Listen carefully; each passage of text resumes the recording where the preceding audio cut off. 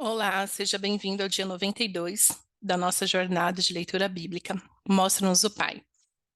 E estamos, vendo, ouvindo a revelação de quem é o Pai aqui no Evangelho de Lucas, para hoje é o capítulo 9. Palavras de Jesus. Vamos então no capítulo 9, a partir do verso 10, ler o seguinte: Ao voltarem, os apóstolos relataram a Jesus o que tinham feito. Então ele os tomou e retiraram-se para uma cidade chamada Betsaida. Mas as multidões ficaram sabendo e o seguiram. Ele as acolheu e falava-lhes acerca do reino de Deus e curava os que precisavam de cura. Ao fim da tarde, os 12 aproximaram-se dele e disseram: Manda embora a multidão, para que eles possam ir aos campos vizinhos e aos povoados e encontrarem comida e pousada, porque aqui estamos em um lugar deserto. Ele, porém, respondeu: Dê-lhe vocês algo para comer. Eles disseram: Temos apenas 5 pães e 2 peixes, a menos que compremos alimento para toda essa multidão. E estava ali cerca de 5.000 homens. Tipo, oh Jesus, está colocando na nossa conta, Jesus, a gente não consegue alimentar essa multidão, não. Olha só o que nós temos, né? Então, é muito comum Jesus pedir para a gente fazer algo. Isso porque eles já estavam vendo Jesus fazer sinais e maravilhas o tempo todo, o tempo todo. E Jesus falando, não, agora é vocês, eu quero ver lá o que vocês já aprenderam comigo. Aí eles, não, Jesus, a gente é muito limitado. Nós só temos 5 pães e 2 peixes, apenas isso. A gente não tem mais nada. Imagina, gente, esse povo também, né? 5.000 homens, ninguém levou uma comida. Mas enfim. É, mas ele, né, Jesus, disse aos discípulos: Façam-nos sentar-se em grupos de 50. Os discípulos assim fizeram e todos se assentaram. Tomando os 5 peixes, os 5 pães e os 2 peixes, e olhando para o céu, deu graças e o partiu. Em seguida, entregou-os aos discípulos para que os servissem ao povo. Todos comeram e ficaram satisfeitos. E os discípulos recolheram 12 cestos cheios de pedaços que sobraram. Todos comeram e ficaram satisfeitos. E os discípulos recolheram 12 cestos cheios de pedaços que sobraram. É, eu, por muito tempo, dei aula para criança, né? E se tem uma coisa, crianças pequenininhas, né, de 2, 3 anos, que o povinho egoísta. E se tinha uma coisa que eu falava para eles muito era: tem que compartilhar o brinquedo, tem que dividir. Dividir é mais legal, brincar junto é mais divertido. Era o tempo todo falando isso. E eu sempre ensinava isso daqui para eles, que tudo que a gente compartilha, o Senhor multiplica. Pega a visão. Tudo que você compartilha, o Senhor multiplica. Quando você pega algo, dá graças a Deus e compartilha com seu irmão, o Senhor vem e multiplica. Só que o Senhor multiplica de uma maneira que, além de ficar satisfeito, ainda sobra. Sabe por quê? Porque Deus é abundante. Deus é extremamente abundante. Aliás, a abundância vem do Senhor, né? Deus é muito bom. Então, Jesus começa falando o seguinte: deem vocês. Você está vendo um problema, então resolva você a solução. Aí, quando você olha para os seus recursos, você fala o quê? Jesus, eu sou muito limitado. Olha o que eu tenho. Fazer, eu não consigo fazer como o senhor faria. E aí, aqui está a chave. O que você tem, entrega para Jesus, porque nas mãos de Jesus se multiplica. Então você entrega para Jesus, dá graças a Deus e reparte. Reparte que multiplica. Reparte que multiplica. É esse. É isso aqui que Jesus está ensinando para os discípulos e agora ensina para nós.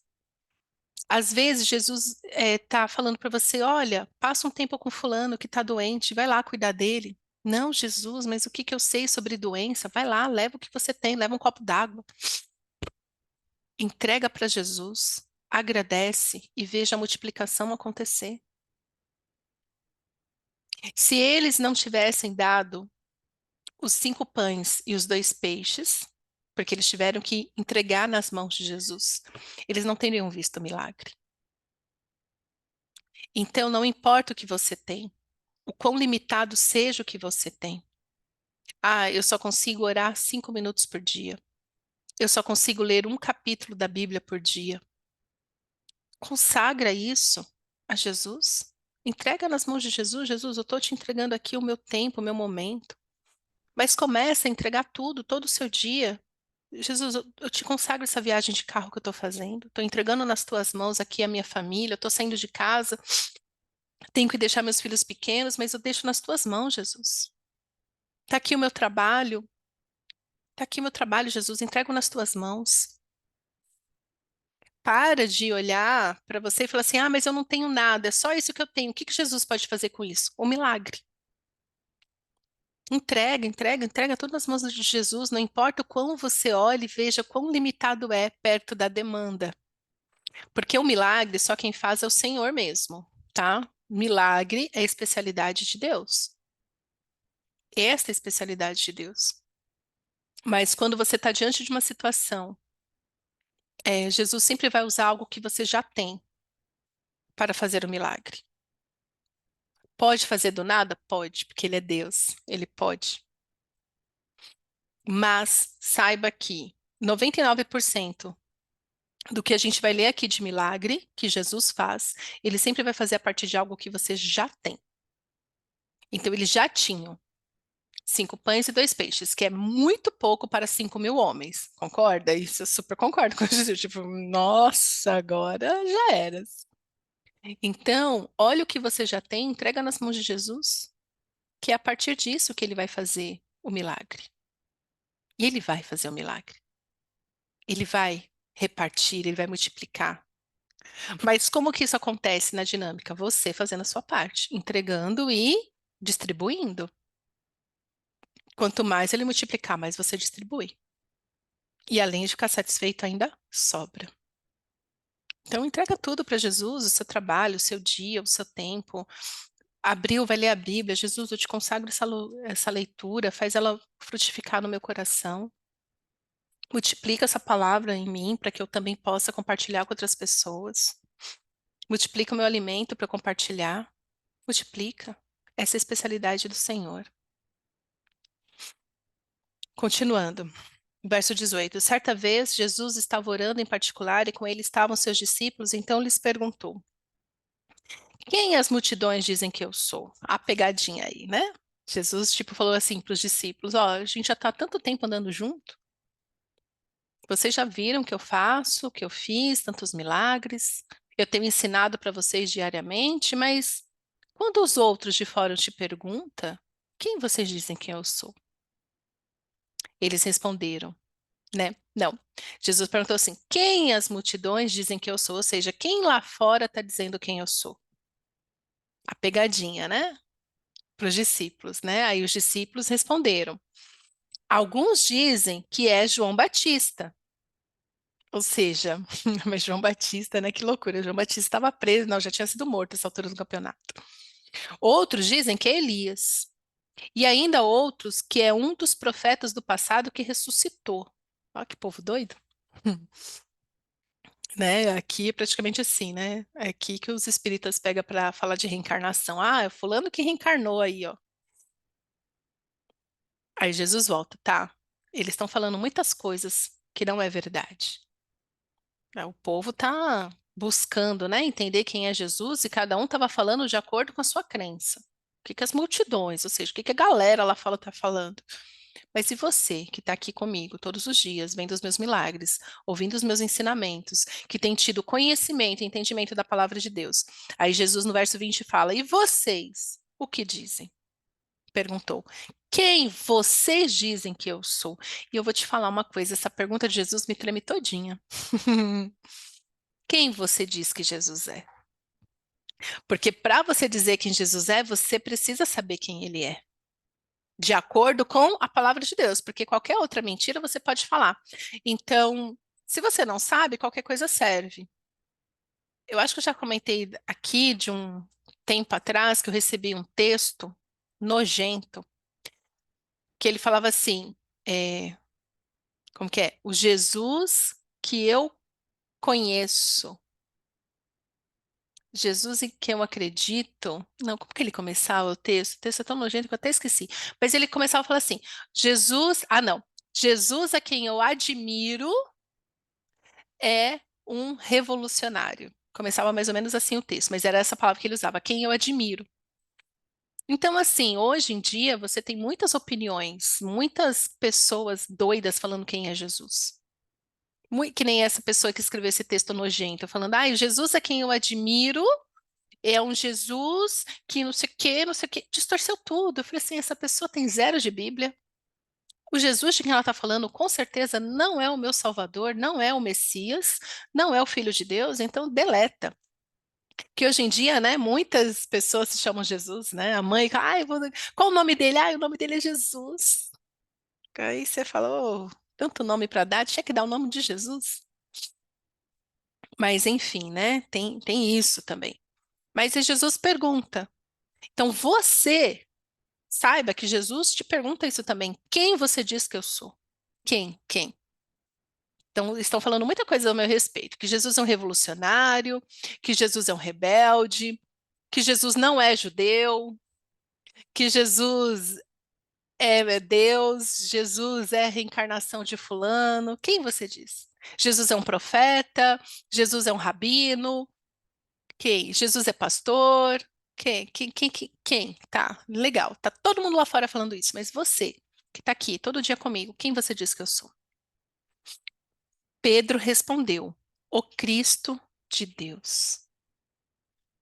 Jesus os advertiu severamente que não contassem isso a ninguém e disse: é necessário que o Filho do Homem sofra muitas coisas e seja rejeitado pelos líderes religiosos, pelo chefe dos sacerdotes e pelos mestres da lei, seja morto e ressuscite no terceiro dia. Esse aqui, quando a palavra de Deus diz que o Senhor sempre revela aos profetas o que ele tem a intenção, o que ele quer fazer, ele sempre revela antes aos profetas, aos seus servos, os profetas. E aqui Jesus está revelando para eles, fala assim, olha, mas aqui vocês não vão falar nada, tá? Por quê? Porque é necessário que o Filho do Homem, ou seja, ele, sofra muitas coisas e seja rejeitado pelos líderes religiosos, pelos chefes, nananana. Aí você pergunta, mas por que que eles não podiam falar? Não sei, pergunta para Jesus. Mas Jesus está explicando, ó, não conta. Não sai contando não, porque não vai acreditar. Tinha muita coisa para acontecer ainda. Talvez se eles começassem a contar naquele dia, eles fossem antecipar os tempos. Então a gente tem que discernir os tempos e os momentos. Há tempo para todas as coisas. E nesse tempo Jesus está falando, não conte. Não conte, senão vocês vão antecipar uma coisa que não é para antecipar. Por isso é que eu falo, gente, consistentemente aqui, tenha você sua intimidade com Jesus, para você ter discernimento de tempo. Não é tempo para isso. É tal momento que isso vai ter que acontecer. Então, neste momento, você vai ficar calado. Isso é algo assim extraordinário. Tenha você também os seus tempos de segredo com o Senhor. Saiba o que que você fala, o que que você retém, até esperar o tempo perfeito do Senhor. Ah, e o Senhor não fala comigo, porque será, né? Você não fecha a boca? Sai falando por aí, não sei o que, tal. Ai, o Senhor falou que vai acontecer isso e aquilo. Aí chega o tempo, não acontece, e aí? Tenha discernimento, tenha discernimento. Verso 23. Jesus dizia a todos: se alguém quiser acompanhar-me, negue a si mesmo. Tome diariamente a sua cruz e siga-me. Pois quem quiser salvar a sua vida, a perderá. Mas quem perder a sua vida por minha causa, este a salvará. Pois que adianta o homem ganhar o mundo inteiro e perder ou destruir a si mesmo? Se alguém se envergonhar de mim e das minhas palavras, o Filho do Homem se envergonhará dele quando vier em sua glória e na glória do Pai e dos santos anjos. Garanto a vocês que alguns que aqui se acham, de modo nenhum experimentarão a morte antes de verem o reino de Deus. No caso, a ressurreição aqui, né? Então, essa palavra aqui, ó, se alguém quiser acompanhar-me, negue a si mesmo, tome diariamente a sua cruz e siga-me. Eu já falei isso aqui algumas vezes. A sua cruz não é o seu cônjuge, a sua cruz não é outra pessoa.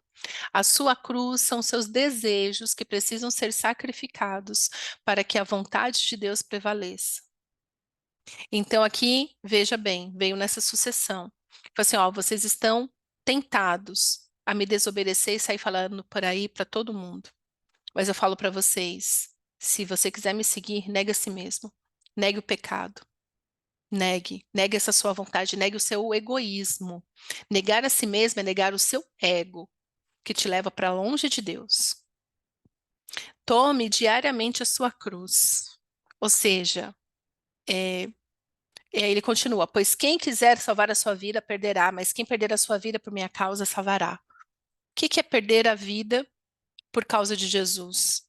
É quando você não é mais aceito naquela rodinha de conversa insana, que você gostava tanto daquela galera, aí você começa a sacrificar os seus princípios, seus valores, porque estar com aquelas pessoas é mais legal. Não. Tome a sua cruz. Tome o seu sacrifício de Jesus, eu vou renunciar a este relacionamento por amor a ti, que não condiz com a vida que o Senhor quer de mim. É renunciar a um relacionamento, é renunciar ao emprego, é renunciar a uma roupa, é renunciar a um gasto, é renunciar. É uma vida de renúncias. Se alguém se vergonhar de mim e das minhas palavras, é o que mais tem acontecido quando essas pessoas ficam distorcendo os ensinamentos de Jesus para caber dentro da modinha delas. É isso de, ai, Jesus ama a todos, vem aqui que eu vou casar vocês, pessoas do mesmo sexo.